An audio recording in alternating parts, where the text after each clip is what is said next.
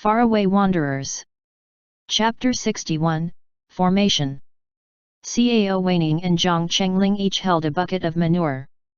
The pestilent fumes were so overpowering it made them tear up. Still, Cao Weining found joy in adversity. He reflected that Gu Xiang was resourceful, indeed a true female general, as mighty as Zhuzhi Yang. Zhang Chengling, however, wasn't inclined to be so progressive in his worldview. He only thought Gu Xiang deserved 8 lifetimes worth of torments. The two hard-toiling laborers covered the buckets with their lids and camouflaged them well. As per Gu Xiang's instructions, they placed the containers full of muck both on the rooftop and at ground level, creating the most disgusting formation in history so far, a night soil bucket formation. General Gu herself had fled the scene. Only when the traps were all set did she call over her 2 underlings. "Have you memorized the route I told you about?" she asked Zhang Chengling while pinching her nose. Zhang Chengling nodded. "Don't worry, Sister Gu, I won't stumble on the drifting clouds 9 palaces steps. Shifu will break my legs otherwise." Gu Xiang flicked at his forehead with her fingertip. "Take one wrong, and you'll turn into Stinky Bug Zhang." She threw a glance at Cao Weining, swung her arm in a wide arc, and ordered, "Let's move." The 3's dark silhouettes parted ways in the night. Like a bat, Gu Xiang took off for the rooftop, crouched down and stilled. In the dim, her eyes glinted faintly, making her look like a small beast awaiting its prey. She didn't have to wait long before her eyes flashed. A flare had lit up in the backyard. It was the signal indicating Cao Weining was in position. All she had to do was to hold out a little longer, while the fire spread. Thereupon, Cao Weining's hoarse bellow echoed from the backyard. "Oh no! The building is going to collapse." Gu Xiang almost choked on her own spit. On his end, Cao Weining worried about Gu Xiang being alone on the roof. He had blurted out the sing-song line by accident. Halfway through, he noticed it wasn't right and hastened to correct himself. "Wait, no. I meant fire. Fire. The building's on fire. Run quick. There is a fire." Moments later, a commotion rose from inside the inn as people stirred. A bunch of black-clad women came out running alongside other guests. They stood by in rumpled clothes and surveyed the disturbance. As the quiet night filled with tumult, Gu Xiang flipped down from the rooftop. She yanked the mask over her face and nonchalantly blended into the crowd. Sliding out a handful of messenger flares from her wide sleeves, she tossed them to the ground. The small flares instantly shot out and exploded amidst the noisy swarm of confused people. Shrieks rose from all sides at the bangs, and someone shouted, "The fire has spread inside," and everyone ran in a different direction, dispersing the black-clad women in the scuffle. Gu Xiang frowned. The ruckus was bigger than she had anticipated. She would have to proceed more cautiously from here out. But then, the gods above seemed to favor her. While she stood in the middle of the corridor looking rather foolish, one of the black-clad women separated from the group shoved at her. "Let's go check on the Gao girl," the woman shouted. "Someone may be stirring up trouble on purpose." Gu Xiang almost laughed out loud. She docilely let herself get dragged away, to the room which held Gao Xiaolian. Her pulse quickened, excitement coursing through her veins, but elation soon turned into sorrow. The woman leading the way was suspicious to the extreme. Just before pushing the door open, she turned around to peer at Gu Xiang. "Why are you trembling?" the woman asked. Gu Xiang froze for a second. She hastened to fake being all a quiver. I'm afraid," Gu Xiang said in a small voice. The younger girls in their group all had about the same physique. Whomever the woman mistook Gu Xiang for was anyone's guess, but she threw Gu Xiang a disdainful look and snorted. "Look at how useless and cowardly you are," she said as she pushed the door open. "Stand guard outside. And beware, if you let anyone in." Before she could finish her sentence, the woman felt something cold at her waist. Struck by a sudden numbness, she looked up at Gu Xiang with disbelieving eyes while an odd sensation of chilliness spread from her middle. Paralyzed on the spot, she pitched forward, her whole body as stiff as a board. Gu Xiang hurried to catch her. "Mind the threshold," she breathed. With that, she closed the door behind her in a smooth motion and turned to the sight of Gao Xiaolian tied up to a table. Another black-clad woman was in the room. At the commotion, she lit up a lamp and gazed over at Gu Xiang, who propped up her unlucky victim while appearing to be at a loss. The second woman came over and squatted by Gu Xiang's side. "What has happened to her?" she asked in a worried voice. I don't know," Gu Xiang mumbled. "She collapsed all of a sudden. Could she be having a seizure?" The second woman was already checking on her colleague. At Gu Xiang's improvised line, she snapped her head back up. "Who?" Gu Xiang was ready. She raised her sleeve and a puff of white mist blasted into the black-clad woman's face. The trick could only be a nasty one, and the woman held her breath post-haste. But she didn't predict the chill at her neck. A dagger had sprung out from Gu Xiang's hand and, using the instant of panic and blindness created by the mist, she had slit a deep gash across the woman's throat. Gu Xiang had always been ruthless in her execution. In an instant, the woman's vocal cords were severed clean through. Dead, she tilted to the ground without making a single sound.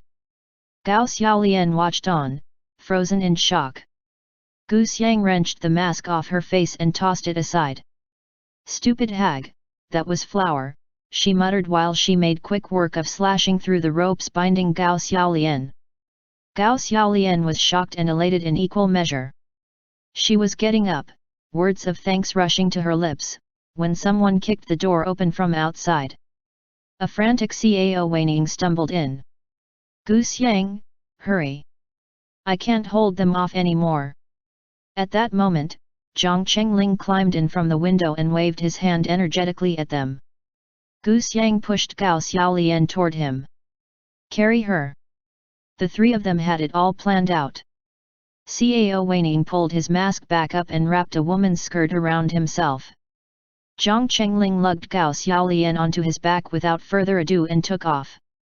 Gu Xiang and Cao Weining pretended to chase after them. For good measure, Gu Xiang shouted, "Little rascal! Don't try to escape!" Thus, the couple put on a show of pretending to chase him, while simultaneously feigning delicate constitutions. Gu Xiang was hobbling on with what looked like a leg needing amputation, and Cao Weining was clutching at his chest as if tottering on the verge of collapse, when a sudden gale blew by. Black Poison Hag's old and hoarse voice thundered in the air. "Get out of my way, all of you!" With that, she surged past them like a whirlwind.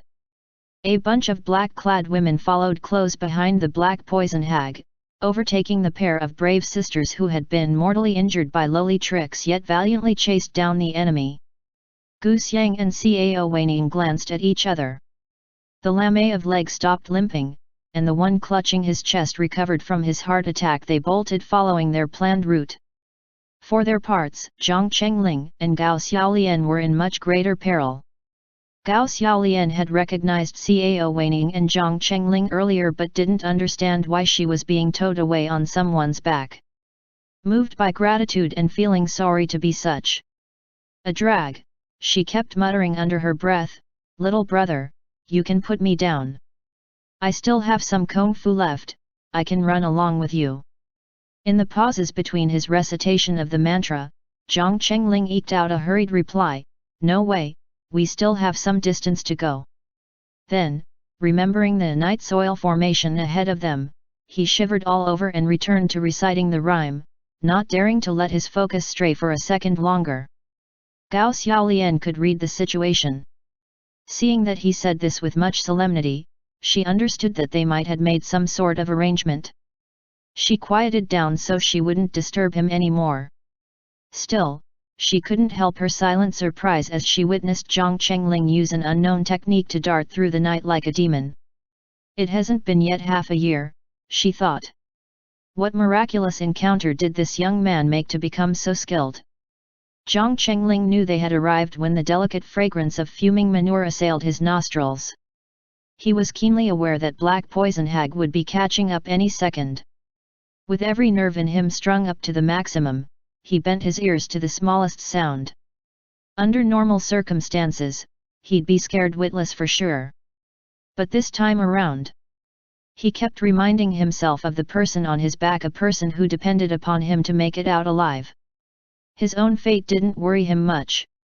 But if they got recaptured by the black-clad women, things wouldn't end well for Miss Gao for certain.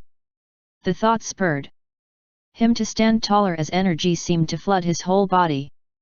With a great bellow, he doubled his speed once more. On this night, Zhang Chengling had actually triumphed over his timid, pushover self unknowingly. His state of mind having progressed by leaps and bounds, his kung fu could only rise to a new high. Emptying his mind of all distractions, he concentrated singly on what Gu Xiang had said, "Don't misstep even once." The rhyme flowed faster and faster in his mouth as he zipped along their planned route like the shadow of a shadow, making it across the field of dung buckets they had planted. Black Poison had been inches from catching up when the boy accelerated again. How could she resign herself to watching him get away? She too marshaled her full might and sped up. But then, out of the blue, a thread in the air latched onto her sleeve, its resistance yanking her back. Her first reaction was to reckon she had triggered a trap. She flew up to dodge before she could think further, just as a bucket of manure previously hidden in the dark hurtled at the spot she had been a split second ago, its contents spilling everywhere. Black Poison Hag was a woman, after all. She was moreover a tad obsessed with cleanliness. Repulsed at the idea of getting splashed even by a tiny bit of the stuff, she retreated 4 consecutive steps only to feel her foot bump against something else. Thump thump, her heart lurched. She evaded again, guiding herself by ear. But she had yet to land back onto the ground when a third bucket dragged loose by the second one came rolling down.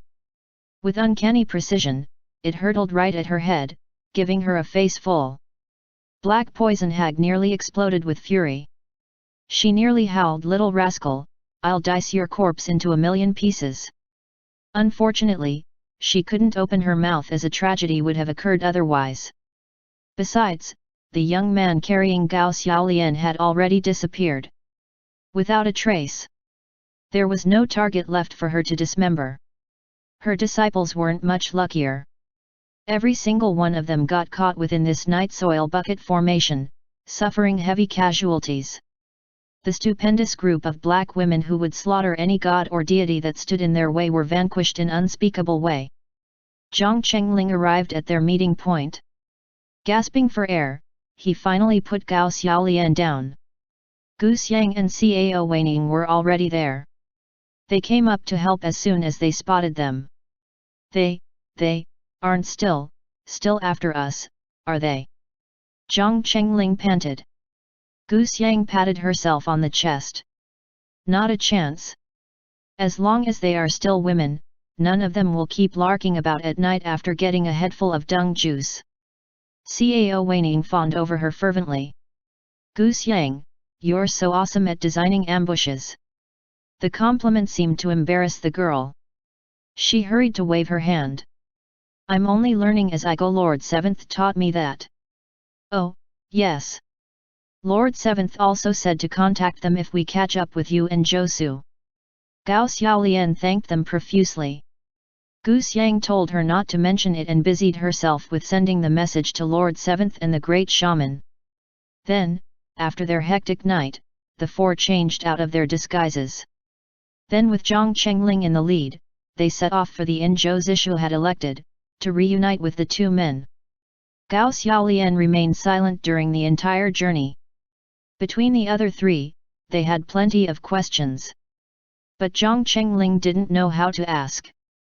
And Cao Weining reckoned after observing her that she seemed to be in a bad mood, so he thought better of it. Gu Xiang alone didn't give a care. She skittered gaily into the inn and, after Zhang Chengling pointed her to it, went to Wen Kexing's door. "Master," she yelled. "Have you missed M?" The door to the adjacent room slid open before she could finish her sentence. The man himself appeared and glared evilly at her. "What are you making such a fuss for?" Wen Kexing said in a hushed voice. "A Su just fell asleep now." Gu Xiang froze with her mouth still hanging open. In shock, she pointed at Wen Kexing. "Master, you. Even if he were dead, Zhou Zisha would still have been woken by their commotions." Exasperated, he got out of bed and draped his outer robe around his shoulders before walking out. First, he nodded at Gu Xiang and Cao Weining. Next, he gave Zhang Chengling a pointed glower, at which point he glimpsed Gao Xiaolian. Taken aback, he pushed past the others and came to stand before her. "Miss Gao? Why are you here?" Gao Xiaolian had recognized Wen Kexing, and Wen Kexing had called the stranger in front of her Asu. She immediately realized who he may be. "Would you be Zhou?" "You are correct," Zhou Zisha nodded. The girl cut a sorry figure, so Zhou Zisha called for the inn-attendants to prepare a room and serve food. Gu Xiang was still standing wide-eyed to the side. "Master, have you finally, ravaged him?" Wen Kexing swept an eye over her and then looked over Cao Weining, who was simpering in ingratiation as though he was meeting his father-in-law, and remarked, "Don't think you can be presumptuous just because you have your husband's family now." Then he ignored the young couple and came downstairs to do up the buttons of Zhou Zidu's outer robe with care. The group then tidied themselves up before they sat down. Zhou Zisha first listened to Gu Xiang narrate about the whole rescue process, welcomed Gao Xiaolian next before finally asking gently, "Miss Gao, why are you here alone and why were you captured by Black Poison Hag? Where is Hero Gao?" Gao Xiaolian was silent for a while, then abruptly burst into tears. Sobbing, she choked out, My father is dead." End chapter. Faraway Wanderers. Chapter 62, Equilibrium. Everyone fell silent at her words. Zhou Zisha sat straighter in his chair but didn't press further. His brows knitted as if he was pondering something while he waited for Gao Xiaolian to release her pent-up emotions. Wen Kexing glanced at him and picked up a steamed bun with his chopsticks. Like it was the most natural thing to do, he placed it into Zhou Zisha's bowl. Glimpsing this out of the corner of her eyes, Gu Xiang lowered her head and pretended not to have seen it out of propriety. Only to look back up moments later. She cast furtive glances between the two men, thought about it, and decided that the situation was uneven. She too picked up a bun and put it into Cao Weining's bowl. Cao Weining was instantly overwhelmed with delight by the favor he was shown. Zhang Chengling alone seemed to be the only one who felt any sympathy for Gao Xiaolian. He felt quite sorry as he watched her cry. But he was never eloquent and didn't know what to say. The only thing he could do was to sit beside her in silence.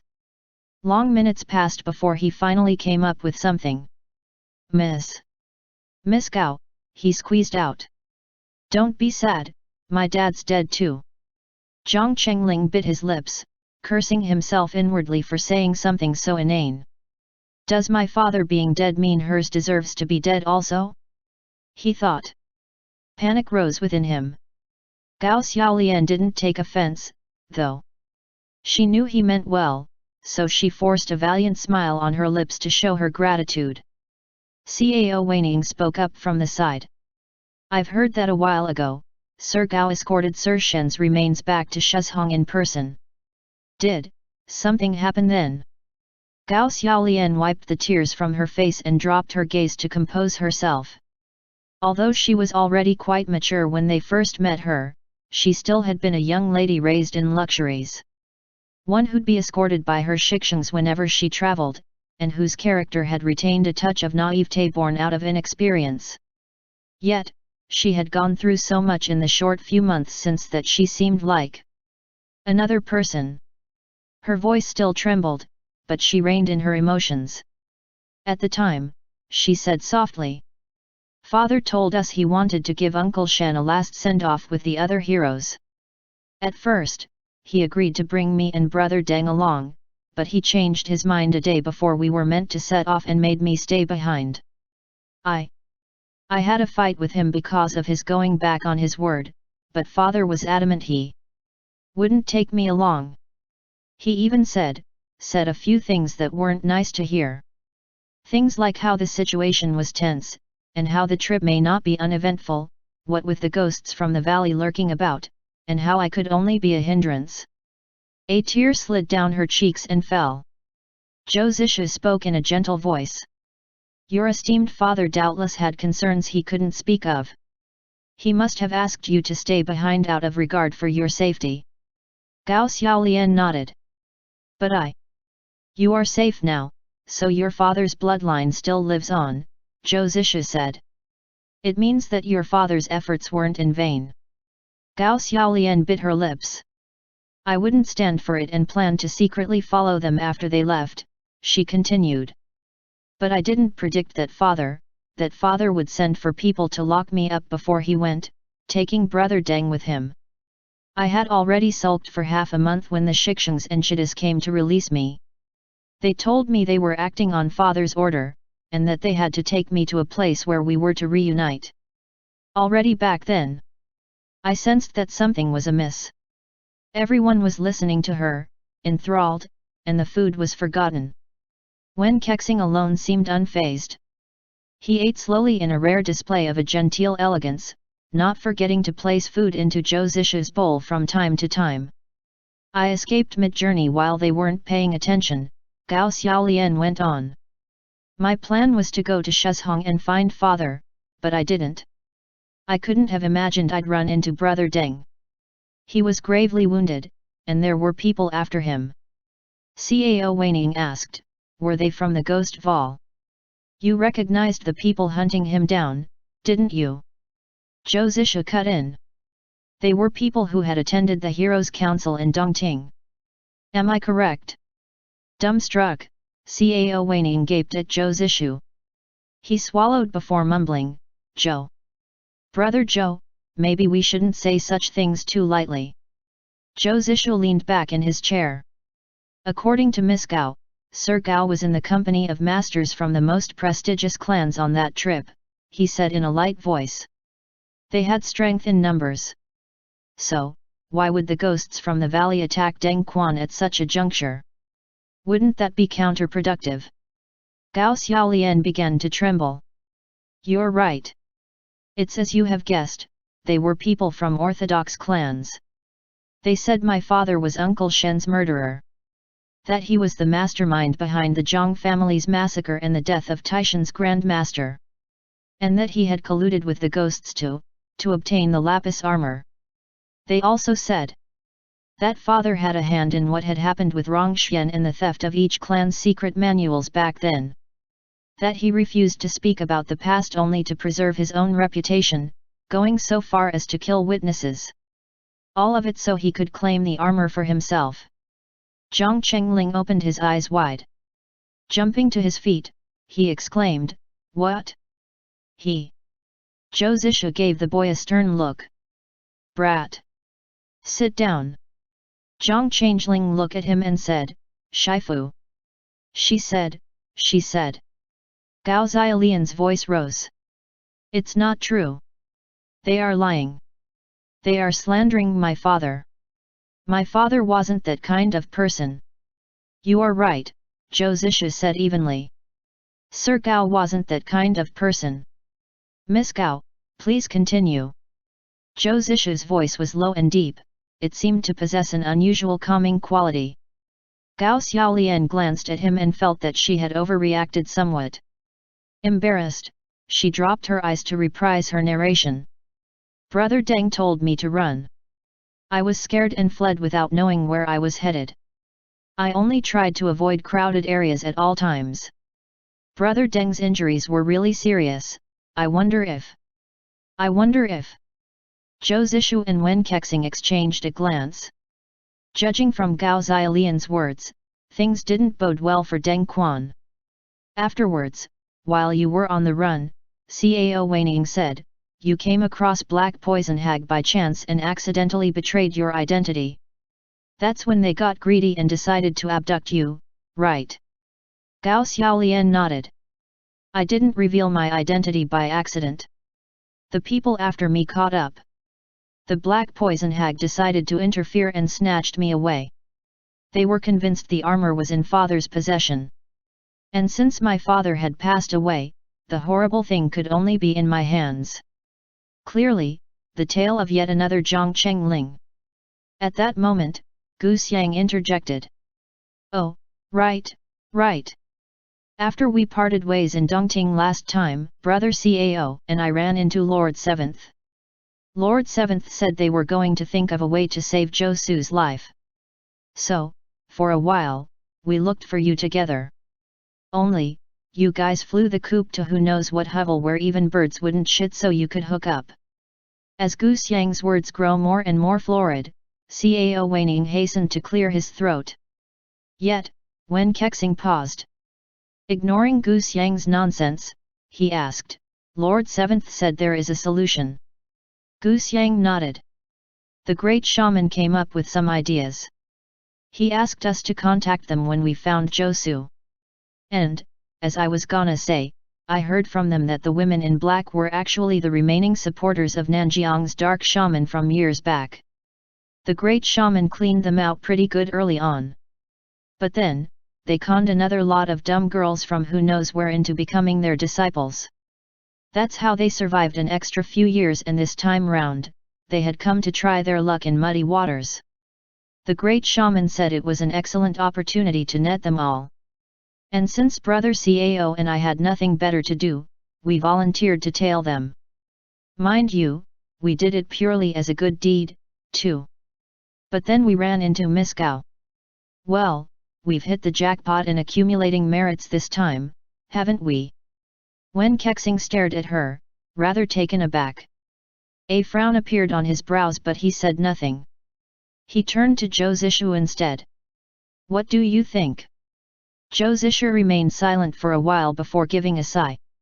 Almost all those who knew what happened have died, leaving only that one person. The victors and the losers are evident, why do you need to ask me such a question? At the same moment, Lord Seventh and the great shaman, the subjects under discussion, were also at an inn. Lord Seventh was happily playing with a chopstick and was childishly trying his hardest to make it stand on its end. Unfortunately, the head of the chopstick was not flat but had a slight curve to it. He had been trying for a long while without success, but was still determinedly positioning it with his full concentration, even neglecting his meal. The great shaman observed him in silence for a long time before he heaved a sigh. Biwen, stop playing, he said in a gentle tone of the kind used to coax children. Come on, eat your food properly. Lord Seventh acquiesced with his gaze still fixated on the chopstick. The great shaman proceeded to feed the man, one bite at a time. Though the great shaman of Nanjiang possessed a frigid demeanor, his patience seemed bottomless when it came to that man. For his part, Lord Seventh appeared accustomed to it and ate whatever he was fed. After a while, the great shaman couldn't resist asking. What are you doing?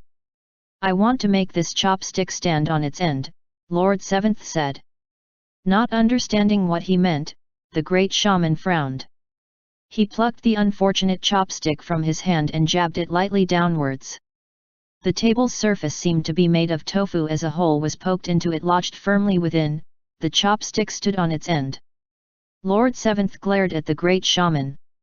You're using brute force. It doesn't count. The great shaman gave an indulgent chuckle and said nothing. He resumed watching the other man in silence whilst feeding him. Lord Seventh reprised his tinkering. Lord Seventh muttered to himself, one chopstick can't stand on its own. I need to find another chopstick. As he spoke, he picked up the other chopstick. After a while, he had indeed precariously balanced the two chopsticks on their heads, propping each other up on the table. Carefully, Lord Seventh pulled his hands away and started to speak extremely softly, as though he was afraid that a large breath would topple the chopsticks he had gone through so much trouble to erect. The shaman heard him say, equilibrium really isn't easy to achieve. Confused, the great shaman asked, "What do you mean?" For any situation to attain an outcome that is both enduring and stable, a state of equilibrium must be achieved, Lord Seventh stated. Harmony is a sort of equilibrium, division is another. The path to equilibrium is thus. The great shaman pinched the bridge of his nose. "Biwan," he cut in. "Don't you start rambling." Lord Seventh didn't take offense. He seemed accustomed to interruptions as well. As if nothing, he continued, "To achieve the equilibrium you desire, there are many conditions that have to be fulfilled and it is terribly difficult to achieve this. First, both sides must be an even match. There can't be a side that is strong and another that is weak, for the stronger side is sure to engulf the weaker one. Yet, both parties being evenly matched is not sufficient on its own, for both parties may still fight until mutual extinction. No. In addition, there has to be some elements of fated, or human-conceived limitations, which cannot be overlooked. Limitations that serve the purpose of having both parties harbors a degree of apprehension, and make them think twice before opening hostilities, for fear of, so to speak, breaking the valuable vase whilst aiming for the menial mouse. Generally speaking, situations where such a perfect and elegant state of equilibrium is achieved are the result of lucky happenstances and other fortuitous causes. Simply put, they are the designs of the heavens. In cases they are the craft of men, they would require a gradual maturing of the plan, and a careful laying down of every piece. And if a single wrong step is taken, the entire game is lost. Whereas destroying an established equilibrium is always the easiest thing. As he spoke, he reached out to remove one of the chopsticks from his creation. The other one obligingly fell over. Right onto a plate of flaky pastries producing thin hairline cracks. Lord Seventh smiled and said, "It only needs to be like this. Remove one of the boards, and the situation in equilibrium is instantly dashed." "But, why remove this board?" the great shaman asked curiously. "What have you spotted this time?" Lord Seventh picked up the tea bowl, lowered his head and took a sip. He then shook his head and smiled, "That I cannot reveal." End chapter. Faraway Wanderers. Chapter 63, The Nights Before.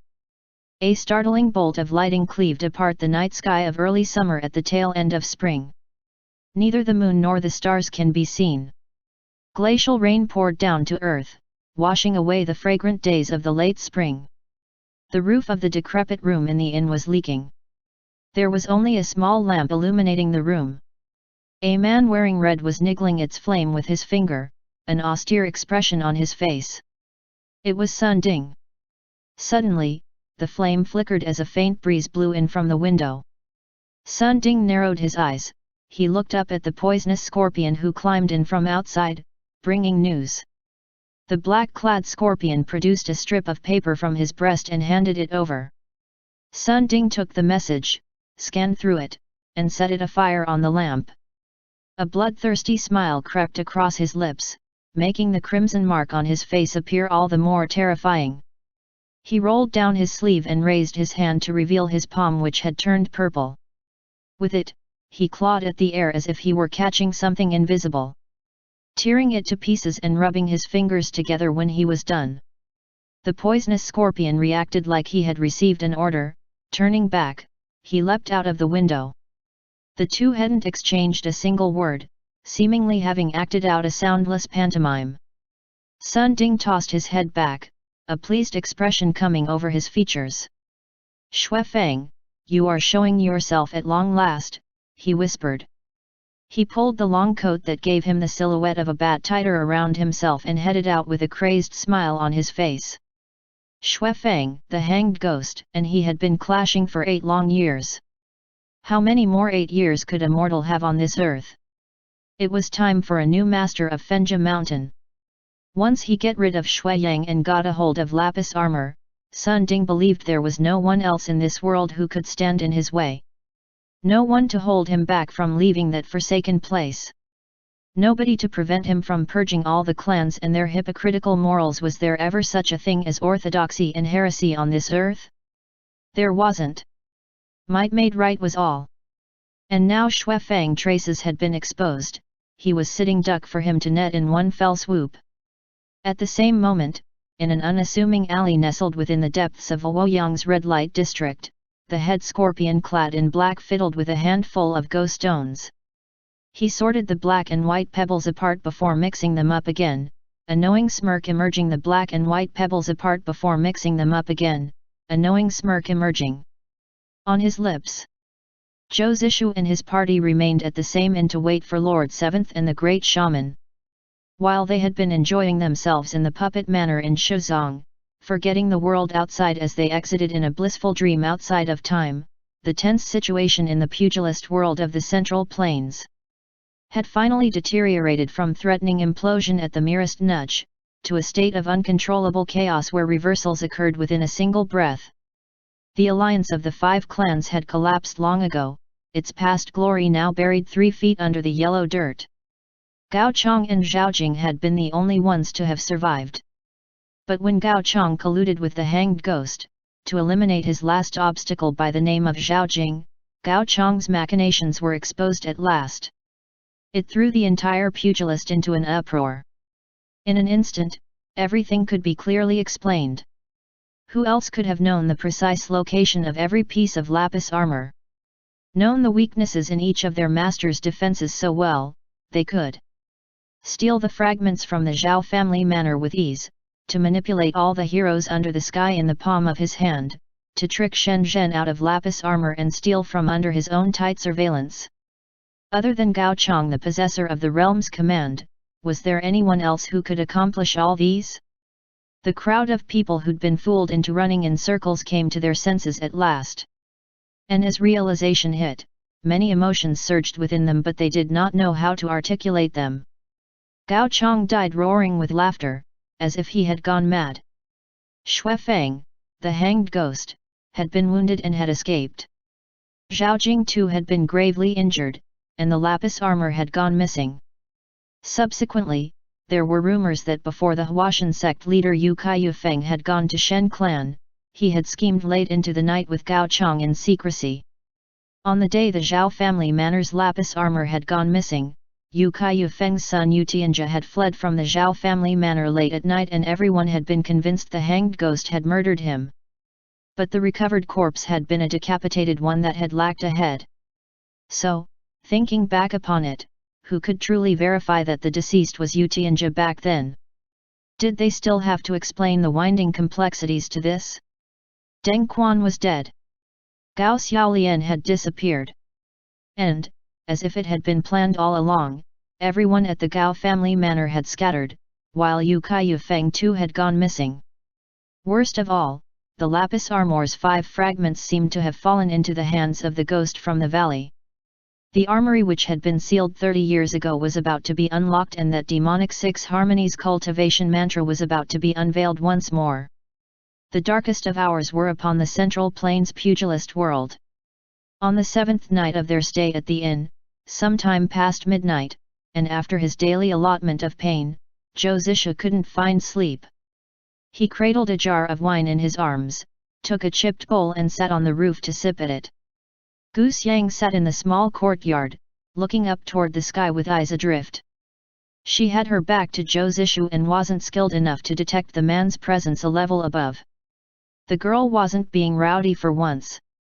She sat quietly with her chin resting in her palm, her long and slender legs sprawled out.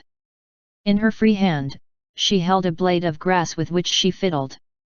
In that moment, the melancholy picture she painted was rather reminiscent of the line, "Tonight's stars aren't those of yesterday's bright, for whom do they shine in lonely blight?" Wen Kexing pushed open the door and walked out. He looked at Goose Yang's silhouette and let out a wistful sigh all of a sudden, as though a thread of wistful melancholy was unfurling within him from seeing a daughter grown under his wing. He walked into the courtyard, glanced up at Zhou Zishu, before he sat down beside Goose Yang. Goose Yang threw him a glance. "Master," she said in a listless voice.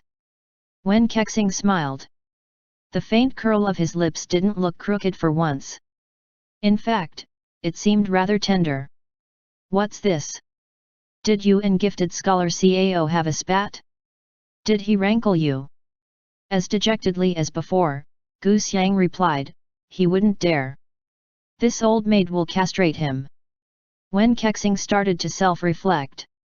The girl is a proper maiden, who looked just like any other normal maiden, where had he erred in raising her, that now she had this sort of behavior? He gave a yawn, patted Gu Xiang's head with no regard for propriety, and said, what is it, then? Why are you sitting outside by yourself in the dead of night, instead of getting some sleep? Is it spring or autumn you are mooning after? Gu Xiang threw him a listless glance and propped her other hand under her chin. She didn't speak. Wen Kexing let out a small sigh and swatted at her head. I wondered why you've been running about all around with that fool Cao Waning, you know? Doing good deeds too. Say, are you afraid that the old men at Qingfeng Sword Sect will not allow Cao Waning to have you? Gu Xiang dropped her gaze. She puffed up her cheek and bit her lip, not saying a word. She picked at the tile on the ground with her index finger as though she was still a very young girl. When it came to contests of skill, she was fearless, of looks, she was equally dauntless, but she dreaded having the matter of her background brought up. Even if she were unmatched in skills, or one of those legendary beauties who could bring about the downfall of kings, it still wouldn't beat the fact she had no pedigree to speak of. Who'd believe her if she claimed to being a maiden of good standing? People didn't even consider those from Fenja Mountain to be humans. Could a maiden of good standing come from such a place? That Mad Valley master had picked her up from the street when she was still a baby and had raised her ever since. She had neither father nor mother and all she had known growing up was people killing people, or people getting killed. How could she grow into a maiden of good standing? Gu Xiang was at an utter loss. She was used to having whatever she desired, occasionally resorting to unscrupulous means, sometimes by being unreasonable and stubborn, and although her temper was nothing great at time. This was the first time she knew she was a woman who did not belong to the light. The ugliest bride could meet her parents-in-law. But her? She was the purple fury, she wouldn't dare. Gu Xiang brooded for quite a while longer before she squeezed out a smile at last. Yet, your spouse is definitely better, she said. He is all by his lonesome and could feed his whole family by stuffing food down his own throat. No relatives to worry about that way. No auntie once removed, no uncle twice. Ouch! Before she could even finish her sentence, something had hit her on the head. She looked up at Zhou Zishu, who was staring her down from above with a slight curl on his lips. The chipped bowl in his hand had disappeared. In pain from the impact, Gu Xiang clutched at her skull and turned to Wen Kexing. Why don't you keep him in check? She exclaimed. Zhou Zishu flew down from the roof. He patted Wen Kexing on the shoulder, and said, go on. Go warm the bed for your lord. Wen Kexing made a very solicitous sound of agreement and went without a second word. Gu Xiang gaped. She sucked in a deep breath and thought either the world had turned upside down, or she was having a nightmare. Zhou Zishu sat onto the ground and sighed. What are you worrying over nothing for? Do you see me getting worked up? I thought I still had about a year and a half to live, but now it looks like I won't make it that far. It's as the great shaman said, my meridians can't weather my Neagong anymore. Turns out my kung fu has become a curse. I could kick the bucket any day and be on my merry way to see King Yang. Gu Xiang stared at him, wide-eyed.